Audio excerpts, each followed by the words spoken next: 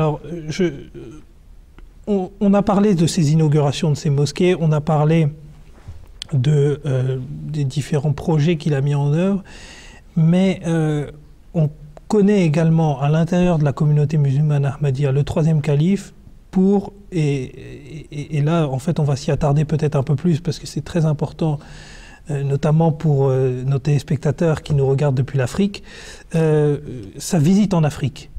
C'est lui qui a initié, est-ce que c'est lui qui a fait cette première visite? Oui, c'est au tout début même de son califat, en 1970.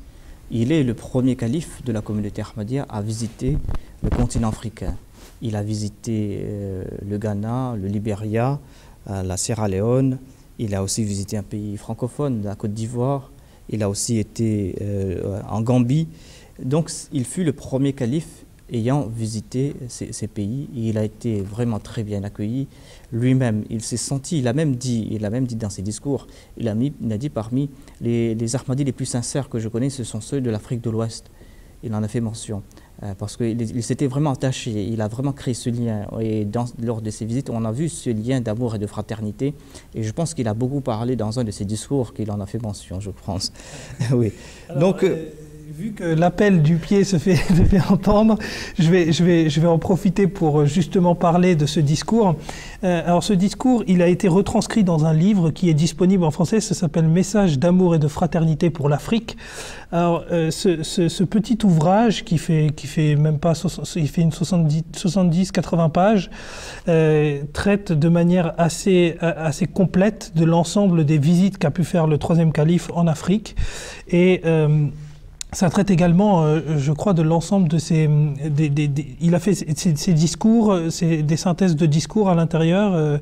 Il a évoqué donc sa visite en Afrique, il a évoqué ses sentiments. Et ce qui est plus important, c'est qu'il a évoqué cette inspiration qu'il a eue. Il a dit que quand il était en Gambie, il sentait qu'il devait faire quelque chose pour le continent africain. Et c'est là que, après l'Afrique, il est parti à Londres. Et c'est là-bas qu'il a lancé ce plan très connu au sein de la communauté, la Nusrat Jahan Scheme. C'était un plan pour fonder des hôpitaux en Afrique ainsi que des écoles. Et il a dit que je veux que l'on réunisse à l'instant 100 000 livres sterling, qui n'est pas une somme minime à l'époque même. Et c'est important. D'une part, ça montrait sa confiance en Dieu, qu'il voulait que cette somme soit là. Il a dit que je veux que cette somme soit là parce que je suis parti là-bas en Afrique, j'ai promis que nous allons faire quelque chose pour l'Afrique. Et d'autre part, il plaçait ce fardeau sur les épaules des Ahmadis qui étaient ici au Royaume-Uni. Il a dit que je veux que vous réunissiez cette somme pour que l'on puisse débuter ce plan. Et alors qu'il était en Afrique, il a souvent souligné, il a dit que nous sommes venus ici avec un message d'amour et de fraternité. Nous ne sommes pas venus ici pour prendre quelque chose. Bien d'autres sont partis en Afrique et partent déjà en Afrique toujours pour prendre quelque chose. Il a dit que tout ce que nous faisons, nous avons fait ici, nous l'avons fait ici et ça va rester ici. Tous les profits, ça va rester ici pour ces peuples. Et nombre de peuples en ont profité de tous ces plans qu'il a lancés, qui est le plan de Nusrat Jahan, comme je dis, qui était là pour, grâce à ce plan, il a pris des sommes pour faire bâtir des hôpitaux et des écoles, mais il a aussi encouragé nombre d'Ahmadis, de médecins, d'enseignants de partir et de travailler en Afrique, et nombre d'entre eux travaillaient dans des conditions très difficiles.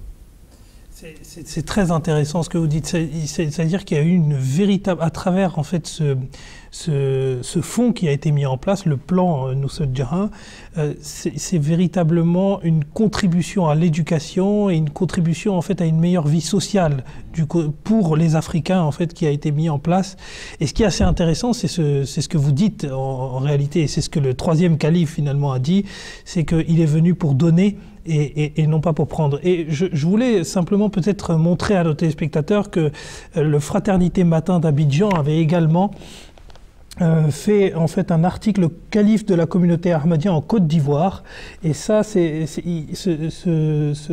fait la page la une en fait de ce quotidien est également reproduite dans ce livre, donc Message d'amour et de fraternité pour l'Afrique.